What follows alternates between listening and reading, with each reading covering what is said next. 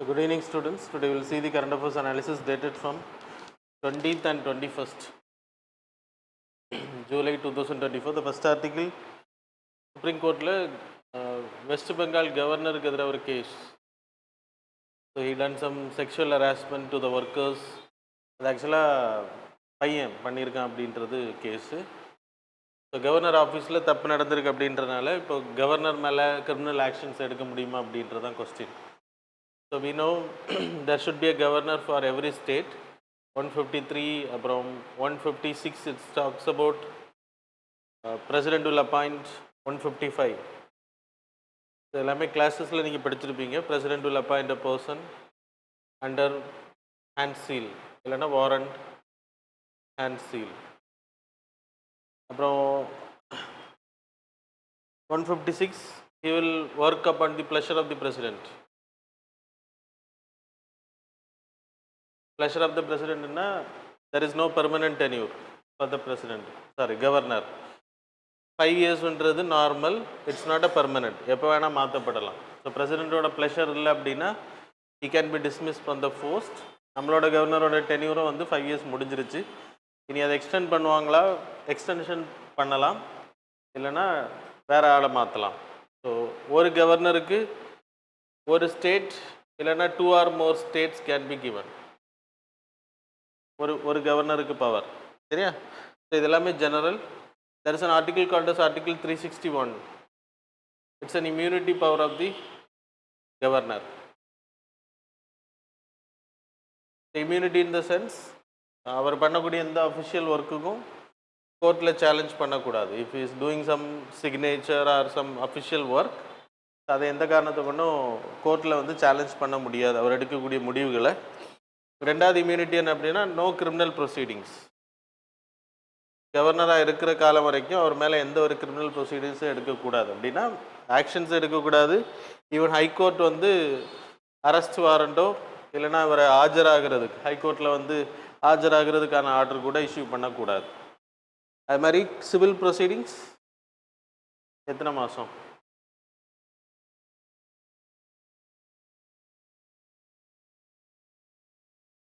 2 months prior notice பண்ணுவார். Civil கேசஸ்னால் normal, அதில் அரெஸ்ட் இருக்காது மோஸ்ட்லி. அப்போது அந்த மாதிரி கேசஸ், இப்போ divorce case, marriage related issues, அப்புறம் சொத்து பிரச்சனை, ஃபேமிலி இஷ்யூஸ், இதெல்லாமே சிவில் கேசஸில் வரும். இந்த கேசஸ் எல்லாமே 2 months முன்னாடி கவர்னர்கிட்ட இன்டிமேட் பண்ணணும், நாங்கள் ப்ரொசீடிங்ஸ் பண்ண போகிறோம் அப்படின்றது. மற்றபடி இதில் அரெஸ்ட் வராது, ஆனால் இதில் அரெஸ்ட் வரும். அப்படின்றப்போ சேலஞ்ச் பண்ணக்கூடாது. இப்போ கவர்னரோட பையன் ஈடுபட்டிருக்கனால இது வந்து இப்போ சுப்ரீம் கோர்ட்டில் கேஸ் ஃபைல் பண்ணி ரெஜிஸ்டர் பண்ணியிருக்காங்க. அதில் என்ன ஜட்ஜ்மெண்ட் கொடுக்க போகிறாங்க, 361 அவங்க ஓவர் ரைட் பண்ண போகிறாங்களா அப்படின்ற we need to wait and see. ஆனால் கவர்னரோட நேம் அதில் வரும், Raj Bhavan. So that's the issue. It's a political தான், நீங்கள் படிக்க வேண்டியது இது, சரியா? இம்யூனிட்டி பவர் வந்து கண்டிப்பாக it's an absolute. Whether it's an absolute R not absolute அப்படின்றது இப்போ சுப்ரீம் கோர்ட் சொல்லும். அப்படின்னா நார்மலாக ஜெனரலாக நீங்கள் கிரிமினல் கேஸ் எடுக்க முடியாது. அதனால கவர்னர் என்ன தப்பு வேணால் பண்ணலான்னு கிடையாது. Governor can be removed easily. அப்போது கவர்னர் வந்து இப்போ ஒரு தப்பு பண்ணுறாரு அப்படின்னா, கிரிமினல் அஃபென்ஸ் பண்ணுறாரு அப்படின்னா, டெரரிஸ்ட் ஆக்டிவிட்டீஸில் ஈடுபட, இவன் டெரரிஸ்ட் ஹெல்ப் பண்ணுறாரு அப்படின்னா, அப்போ எப்படி நம்ம கவர்னர் அவரை சம்மதிக்க முடியும்? அப்போ அவர் வந்து கான்ஸ்டியூஷனை வயலேட் பண்ணியாச்சு already. when he is doing some criminal activities, then automatically he will be removed by the president. ஆனால் ஆளுங்கட்சியில் இருக்கவங்க அவர் சப்போர்ட்டாக இருந்தாங்கன்னா ரிமூவ் பண்ண மாட்டாங்க. அப்போது இது வந்து கொஸ்டின், அப்போ என்ன தப்பு வேணால் பண்ணிவிட்டு he can continuous a governor அப்படின்னா அரெஸ்ட் பண்ண முடியாது. அதனால தான் இப்போ கொஸ்டின் ரைஸ் பண்ணியிருக்காங்க 361, சரியா? Okay, the next article related to carbon market mechanism. ஜப்பானும் இந்தியாவும் சேர்ந்து carbon market mechanism memorandum of understanding sign பண்ணியிருக்காங்க. 2 கண்ட்ரிஸும் அதில் வந்து ஜாயின்ட் கிரெடிட் மெக்கானிசம் வரலாம் அப்படின்றது.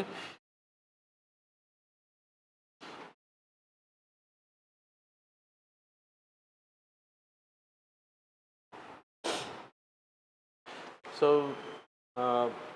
கிளைமேட் சேஞ்சை தடுக்கிறதுக்கு there is a grouping called as there is a convention, United Nations Framework Convention on Climate Change. இதுவும் நீங்கள் கிளாஸஸில் வரும் உங்களுக்கு climate change related. So இதில் 193+ countries are there including India.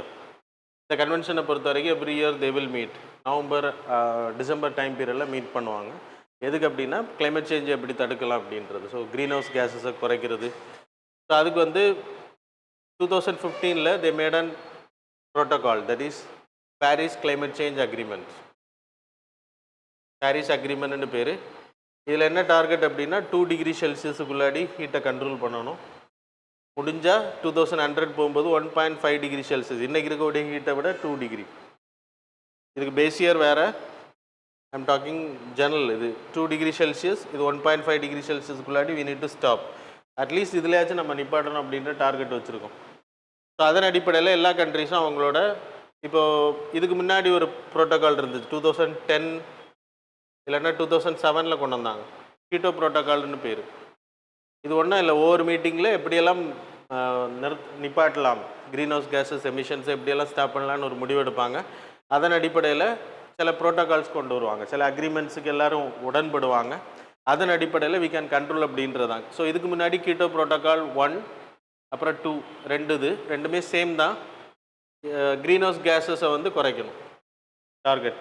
அதில் எந்த கண்ட்ரிஸ் எல்லாம் குறைக்கலையோ அவங்களுக்கு பெனால்ட்டி போட்டாங்க, லீகலி பைண்டிங். ஸோ இது வந்து கண்டிப்பாக பண்ணி தான் ஆகணும். அப்படி பண்ணலைன்னா பெனால்ட்டி பே பண்ணணும். இப்போ யூஎஸ் போன்ற கண்ட்ரிஸ், டெவலப்டு கண்ட்ரிஸுக்கு மட்டும் அது. அதுக்கப்புறம் என்ன பண்ணாங்கன்னா 2015 பாரிஸ் கிளைமேட் சேஞ்ச், ஏன்னா இதுக்கு முடிவடையுது, இந்த ப்ரோட்டோக்காலோட டைம் வந்து 2020 முடிவடையுது. அப்போ அடுத்து என்ன கொண்டு வரணும் அப்படின்றது டிசைட் பண்ணுறதா Paris climate change agreement. 2015 they started. So இதில் வந்து ஒரு முடிவுக்கு வந்தாங்க, இனிமேல் வந்து லீகலி பைண்டிங்னா எல்லாருமே பண்ணணும், ஆனால் அவங்களே அவங்களோட டார்கெட்டை சொல்லிக்கலாம். நம்ம டார்கெட் ஃபிக்ஸ் பண்ணி எல்லா கண்ட்ரியாலையும் அதை ஃபாலோ பண்ண முடியாது.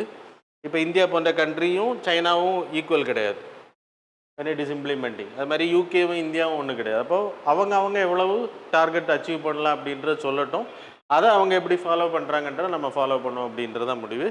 ஸோ நேஷ்னலி டிட்டர்மைன்டு கான்ட்ரிபியூஷன் பேர் அதுக்கு. ஸோ இதில் வந்து நம்ம வந்து 33லேருந்து 35% க்ரீன் ஹவுஸ் கேஸஸை நம்ம control, like carbon dioxide mainly we will reduce அப்படின்ற டார்கெட்டு 2007 பேஸ், 2005 to 2007 அந்த டைம் பீரியடில் இருந்த அளவை விட அதை குறைக்கணும் அப்படின்ற டார்கெட். இப்போ அதை இன்க்ரீஸ் பண்ணியிருக்கோம் நம்ம 45%. ஸோ இது வந்து டார்கெட் ஒவ்வொரு கண்ட்ரி. அது மாதிரி நம்ம நெட் ஜீரோ அச்சீவ் பண்ணுவோம் அப்படின்னு சொல்லியிருக்கோம். நெட் ஜீரோன்னா நம்ம எமிஷன் பண்ணுறதும் உள்ளே எடுக்கிறது ஈக்குவலாக இருக்கும், carbon dioxide, that is by forest etcetera. Net zero வந்து நம்ம 2070 சொல்லி, இப்படி ஒவ்வொரு கண்ட்ரிஸும் சொல்லியிருக்காங்க. கிட்டத்தட்ட 175 கண்ட்ரிஸ் இதை சொல்லியிருக்காங்க. அப்போ அவங்களாவே சொல்லியிருக்காங்க நாங்கள் என்னென்ன பண்ணுவோம் அப்படின்ட்டு. ஸோ இதில் வந்து இப்போ கார்பன் எமிஷன்ஸ் வந்து நம்ம பண்ண முடியாமல், இண்டஸ்ட்ரீஸ் எல்லாம் இல்லாமல் பண்ண முடியாது. அப்போது அதை எப்படி ட்ரேடிங் பண்ணலாம், அதை வந்து ஒரு ட்ரேடிங் மெக்கானிசமாக கொண்டு வரலாம் அப்படின்னு கொண்டு வந்தது தான் கார்பன் மார்க்கெட் அப்படின்னு பேர். Carbon market in the sense, இப்போ எக்ஸாம்பிள், ஒரு ton of carbon dioxide, ஒரு ton of carbon dioxide will be considers 1 unit. நம்ம கரண்ட்டுக்கு எழுதுறோம்ல, அந்த மாதிரி ஒரு யூனிட் அப்படின்ற ஒரு கான்செப்டில் கொண்டு வராங்க. இந்த யூனிட்டுக்கான ரேட்டை வந்து UNFCCC ஃபிக்ஸ் பண்ணும். இவங்க தான் இதுக்கான ப்ரைஸை ஃபிக்ஸ் பண்ணுறது. And then every country will be given a target. நீங்கள் வந்து இவ்வளோ கார்பன் டை, இந்த அடிப்படையில் கார்பன் டை ஆக்சைடை வந்து இப்போ நம்ம நெட் ஜீரோ சொல்லியிருக்கோம்.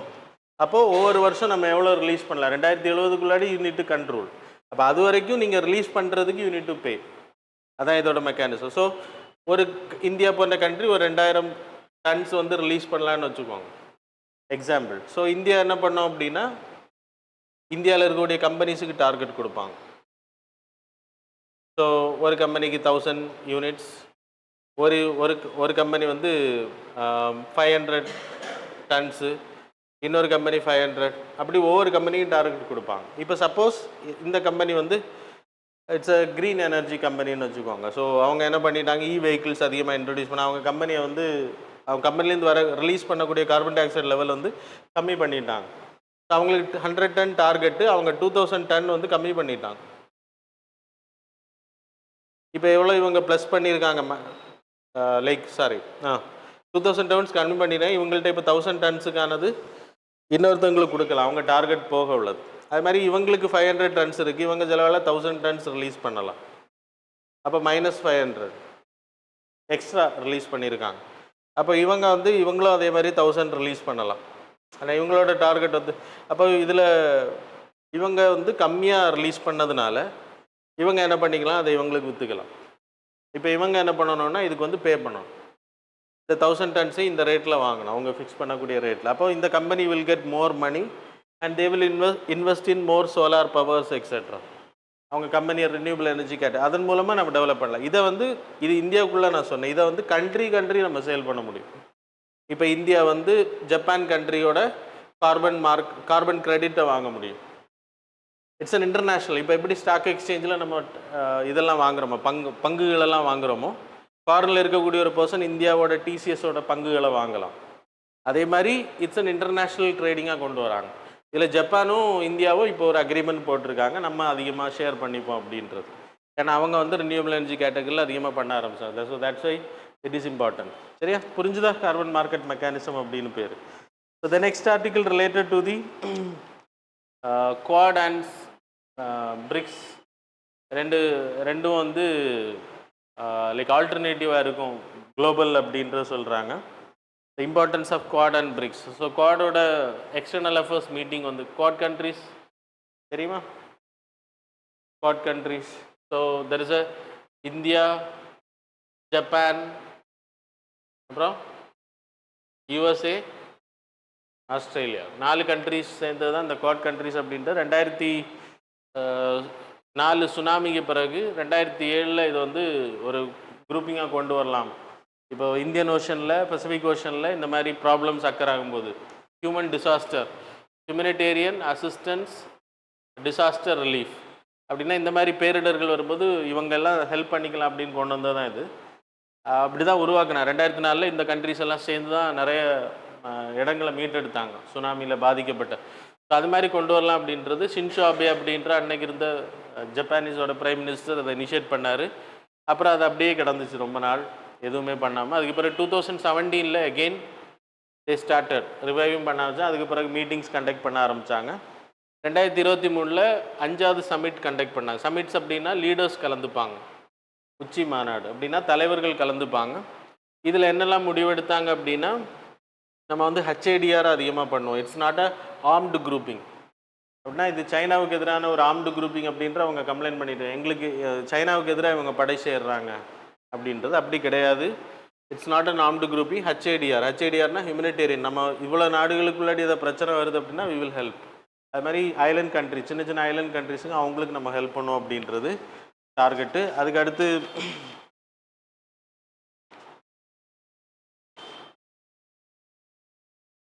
50 பில்லியனுக்கான இன்ஃப்ராஸ்ட்ரக்சர் ஃபண்டு, அப்புறம் கடல் மேப்பிங் பண்ணணும் அப்படின்றது, அப்புறம் டார்க் ஷிப்பிங்னா போதைப் பொருட்கள் கடத்துறது கடல் வழி, அதை தடுக்கிறதுக்கான மெஷர்ஸ், அப்புறம் ஹெச்ஏடிஆ. இதுக்காக இனிஷியேட் பண்ணப்பட்டதான் இந்த குரூப்பிங். அப்புறம் இதோட மீட்டிங்ஸ் வந்து கண்டினியூஸாக நடந்துட்டு இருக்கு. இப்போது இதோட எக்ஸ்டர்னல் அஃபேர்ஸ் மீட்டிங் வந்து மீட் பண்ணியிருக்காங்க. சரியா? So that's why it came in news. அதில் இம்பார்ட்டண்ட்டாக என்னென்னா குவாடும் பிரிக்ஸும் வந்து ஆல்டர்னேட்டிவாக இருக்குது. இப்போ குவாடை பொறுத்த வரைக்கும் என்ன அப்படின்னா it's not a military grouping. HADR இந்த மாதிரி இன்ஃப்ராஸ்ட்ரக்சர் டெவலப்மெண்ட் ப்ராஜெக்ட்ஸ் எல்லாம் பண்ணுறாங்க. அது மாதிரி பிரிக்ஸை பொறுத்த வரைக்கும் it's a grouping south cooperation. South கோஆப்ரேஷன்னா சதர்ன் ஹெமிஸ்பியர் வராது. சரியா? ஏஷியாவில் சவுத் மோஸ்டில் இருக்கிறது இந்தியா, சவுத் ஏஷியன் கண்ட்ரீஸில். அது மாதிரி ஒவ்வொரு சவுத் ஈஸ்ட் ஏஷியனில் இருக்கக்கூடிய கண்ட்ரிஸ் இதில் வரும். அது மாதிரி சைனா, பிரேசில் வந்து அமெரிக்காவில் சதர்ன் இதில் வரும். அது மாதிரி ரஷ்யா வராது. ஸோ அதனால் இது சவுத் கோஆப்ரேஷன் அப்படின்ற கான்ஃபரன்ஸில் கொண்டு வராங்க. அது மாதிரி நமக்கு முன்னாடி United nation is a main organ. இப்போது ஒரு நாடு பொருளாதாரத்தில் பாதிக்கப்படனா ஐஎம்எஃப் வரும் இன்டர்நேஷ்னலாக. இப்போ வந்து பிரிக்ஸுக்கு they having NDB bank, national development bank, new development பேங்க்னு பேர். இப்போது வேர்ல்டு பேங்க் வந்து தேவையில்லைன்ற மாதிரி ஆயிடுச்சு. அவங்க ஃபண்டு கொடுக்குறதில்ல, அதனால் இவங்கள்ட்ட நம்ம எடுத்துக்கிறோம். அது மாதிரி there's a CRA. இதெல்லாம் அன்றைக்கி நான் சொன்னேன்னு நினைக்கிறேன், கண்டிஜென்சி ரிசர்வ் அரேஞ்ச்மெண்ட். ஐஎம்எஃப் வந்து எஸ்டிஆர் அப்படின்ற கான்செப்ட்னா பேலன்ஸ் ஆஃப் பேமெண்ட். நம்ம ரீசெண்டாக படித்தோம், ஞாபகம் இல்லையா? பேலன்ஸ் ஆஃப் பேமெண்ட் கிரைசிஸ் வரும்போது ஐஎம்எஃப் வந்து அந்த கண்ட்ரி ஹெல்ப் பண்ணுவாங்கன்னு படித்தோம். அதே மாதிரி தான் இதுவும் சிஆர்ஏன்றது கண்டிஜென்சி ரிசர்வ் அரேஞ்ச்மெண்ட். அப்படின்னா நம்ம நாடு டாலர் பற்றாக்குறையில் இருக்குன்னா இதை போய் நம்ம வாங்கி நம்ம என்ன பண்ணிக்கலாம், அந்த பிரச்சனையை சமாளிச்சுட்டு அதுக்கப்புறம் திருப்பி கொடுக்கணும். ஸோ தட்ஸ் ஐஎம்எஃப்பும் கொடுக்கணும். இப்போ ஐஎம்எஃப் வந்து நிறைய கண்ட்ரிஸ் கொடுக்கல, ஏன்னா வெஸ்டர்ன் குரூப்பிங் இது, வேர்ல்டு பேங்கும் வெஸ்டர்ன் குரூப்பிங். அப்போது இந்த பிரிக்ஸோட இம்பார்ட்டன்ஸ் இன்றைக்கி அதிகமாகிடுச்சு. ஆனால் 40% பாப்புலேஷன் இந்த இவ்வளோ கண்ட்ரிலும் இருக்காங்க. அது மாதிரி குவாடோட இம்பார்ட்டன்ஸ். ஸோ இப்போ வேர்ல்டு பேங்க், யுனைடெட் நேஷனோட இயலாமையை வந்து இதெல்லாம் டாலரேட் இல்லைன்னா இது பேலன்ஸ் பண்ணுது அப்படின்றத இந்த ஆர்டிகிள் சொல்கிறாங்க. சரியா? இதெல்லாம் இன்டர்நேஷ்னல் ரிலேஷன் படிக்கும்போது தான் புரியும். தென் நெக்ஸ்ட் ஆர்டிகிள் அந்த ஃபைனல் ஐசிஜேயோட observation related to Israel. Israel country, முதல்ல இஸ்ரேல் கண்ட்ரி வந்து இதுன்னு நினச்சிக்கோங்க. இதில் வந்து காசா ஸ்ட்ரிப்னு ஒரு பிளேஸ் இருக்குது, வெஸ்ட் பேங்க்னு ஒரு பிளேஸ் இருக்குது.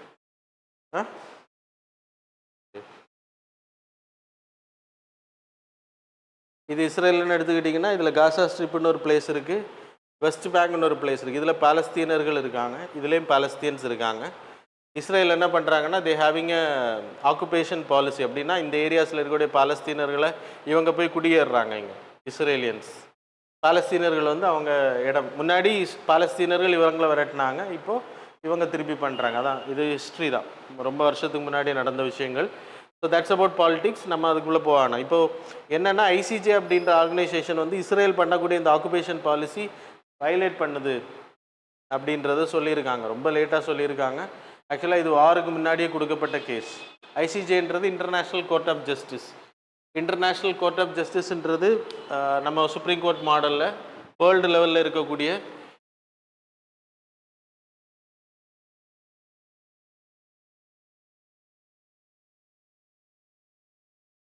ஸ்க்ரீனை வச்சுட்டு you can leave if you want.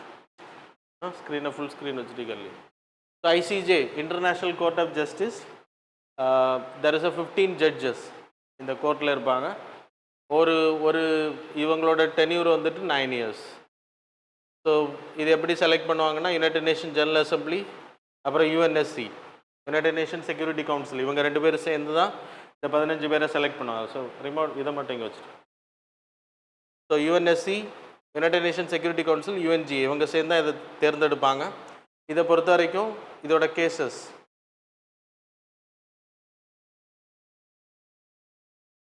இப்போது இதில் மெம்பர் கண்ட்ரிஸ் 193+ மெம்பர் கண்ட்ரிஸ் இருக்காங்க. இவங்களுக்கு ஏதாச்சும் ஒரு ப்ராப்ளம் அப்படின்னா இதை கேனுக்கோ.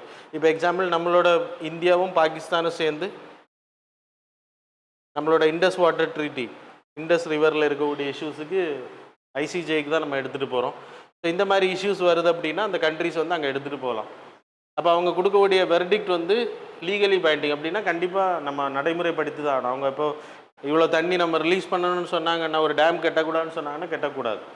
அது இன்னொன்று வந்து அட்வைசரி அப்படின்னு ஒரு ஜட்ஜ்மெண்ட் கொடுப்பாங்க. ஒன்று வந்து லீகலி பைண்டிங், இன்னொன்று வந்து அட்வைசரி. ஸோ லீகலி பைண்டிங்னா இப்போ 2 பேரும் இதை ஒத்துக்கிட்டு, இப்போ பாகிஸ்தான் இந்தியாவும் ஐசிஜேயில் போனால் நமக்கு தீர்வு கிடைக்கும்னு சொல்லி ஆல்ரெடி ஒரு அக்ரிமெண்ட் போட்டிருக்காங்க. அப்போ நமக்கு ஒரு இஷ்யூ வந்து நம்ம இப்போ கோர்ட்டுக்கு எப்படி போகிறோம்? நமக்கு சுப்ரீம் கோர்ட், ஹை கோர்ட் தான் இந்தியாவில் இருக்கக்கூடிய court. So we are agreed, that's why we are going. அதே மாதிரி ஐசிஜே கோர்ட் வந்து இவங்க 2 கண்ட்ரியும் ஏற்றுக்கிட்டாங்கன்னா இங்கே போகிறாங்க அப்படின்னா இவங்க கொடுக்கக்கூடிய ஜட்ஜ்மெண்ட் லீகலி பைண்டிங். இதை யாராச்சும் ரெஃபர் பண்ணுறாங்க, ஒரு யுனைடெட் நேஷன் ரெஃபர் பண்ணுது, இந்த கேஸை நீங்கள் நடத்தி முடிவு சொல்லுங்கள் அப்படின்னு சொன்னால் அதுக்கு பேர் advisory. It's not legally binding. இப்போ இஸ்ரேல் வந்து கேஸுக்கு போகல, பாலஸ்தீன் கேஸுக்கு போகல, யுனைடெட் நேஷன் இவங்கள்ட்ட கொடுத்துருக்காங்க ஐசிஜே கிட்ட, நீங்கள் வந்து வெர்டிக்ட் கொடுங்க அப்படி. இப்போ இவங்க என்ன பண்ணுறாங்கன்னா இதை வந்து இல்லீகல் ஆக்குபேஷன் அப்படின்றத இப்போ அட்வைசரி ரோல் தான். அப்படின்னா இது கண்டிப்பாக நிறைவேறணும்னு கிடையாது. இஸ்ரேல் வந்து அதை கைவிடணும்னு சொல்லியிருக்காங்க. சார் நீங்கள் இப்போதைக்கு இதை படிச்சுக்கோங்க. இந்த டென்யூர் 1/3 ஜட்ஜஸ் ரிட்டையர்ட் எவ்ரி 3 இயர்ஸுக்கு ஒரு வாட்டி, சாரி ஆமாம் 3 இயர்ஸுக்கு ஒரு வாட்டி எவ்ரி 1/3 வந்து ரிட்டையர்ட் ஆவாங்க. அப்படின்னா 5 members will retire every 3 years. புதுசாக 5 members எடுப்பாங்க. இந்தியாவை சேர்ந்த ஜஸ்டிஸ் தல்வீர் பந்தாரி, அவர் வந்து இருக்கார் ரொம்ப வருஷமாக இதில். இது எடுக்கிறது வந்து யுனைடெட் நேஷன் ஜெனரல் அசம்பிளிலையும் யுஎன்எஸ்சி, யுனைடெட் செக்யூரிட்டி கவுன்சிலையும் ஓட்டிங் மூலமாக யாருக்கு மெஜாரிட்டி கிடைக்குதோ அப்படின்ற 15 பேரும் அப்படி தான் செலக்ட் பண்ணுவாங்க. இவங்களோட பர்பஸ் ஜட்ஜ்மெண்ட் கொடுக்க. So that's about the articles. Now we will move on to the MCQs.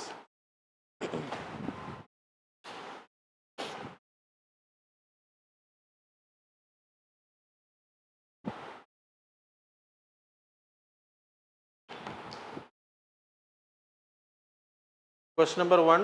Consider the following statements with reference to the foreigners tribunals in India. Statement number 1, FT, foreign tribunal is a quasi-judicial bodies formed through Foreign Tribunals Order 1964. Statement number 2, it has the power of a civil court.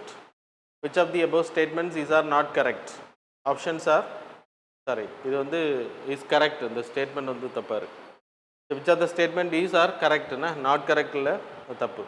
So options are A, 1 only, option B, 2 only, C வந்து both 1 and 2, D option neither 1 or 2. So question number 2, consider the following statement with reference to the Pradhan Mantri Gram Sadak Yojana. Statement number 1, launched in 2000, it is a central sector scheme.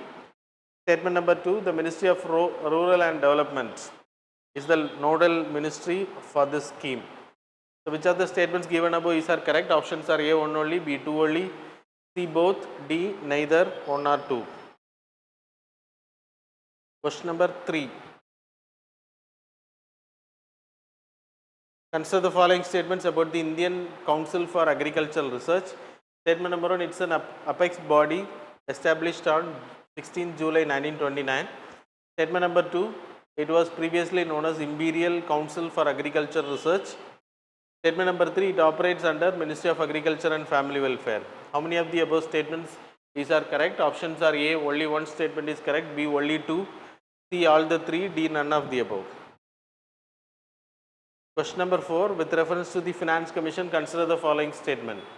Statement number 1, the vertical devolution of funds between states is usually decided based on a formula created by a commission that takes into account states' population, fertility level, income level, geography, etc.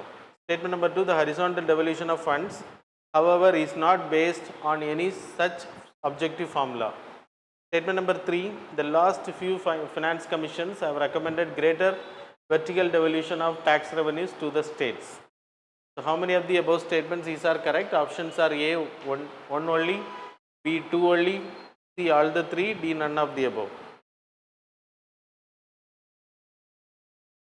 Question number 5, which of the following statements regarding Chandipura virus infection is not correct? கீழே கொடுத்ததில் எது correct இல்லை அப்படின்றது. Options are, Chandipura virus is a virus that of the Rabidoviridie family, which also includes other members such as Lyssa virus that causes rabies. Option B, some mosquito species such as Aedes aegypti, which is also the vector for the dengue, are considered vectors of CHPV. Option C, virus resides in the guts of these insects. Option D, the infection caused by the virus can then reach to the central nervous system, which can lead to encephalitis, inflammation of the active tissue of the brain. So that's all. இதில் எது தப்பு அப்படின்றத கண்டுபிடிங்க. So that's all. Now we will see the answers for the previous day current affairs MCQ. So question number 1 answer is D. Question number 2 answer is B. Question number 3 answer is C. Question number 4 answer is D. Question number 5 answer is C. So that's all about the current affairs and MCQ. Thanks a lot for joining with us.